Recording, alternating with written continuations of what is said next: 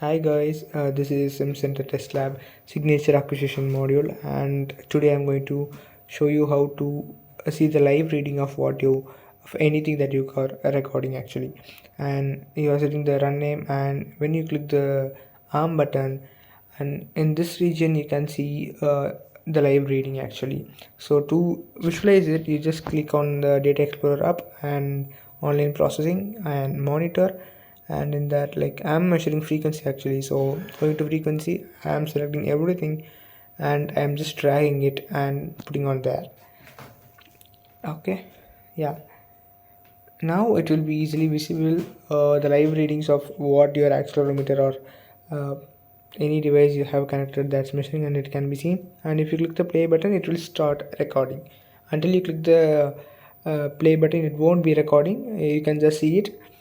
And if you want to remove any curves, you can select on that square box checkbox, then you can remove like that. There will be a remove button.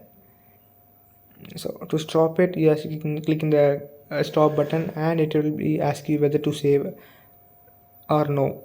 If you click yes, it will save, or if you don't want to save, then you can just click no and it won't be saved. And let me show you why there are rectangle boxes that's below, and those are the channels, the number of connections in the data acquisition system. So 1 2 3 4 5, and when you just move the cursor there, and it will be showing you the name that you have given for that specific channel.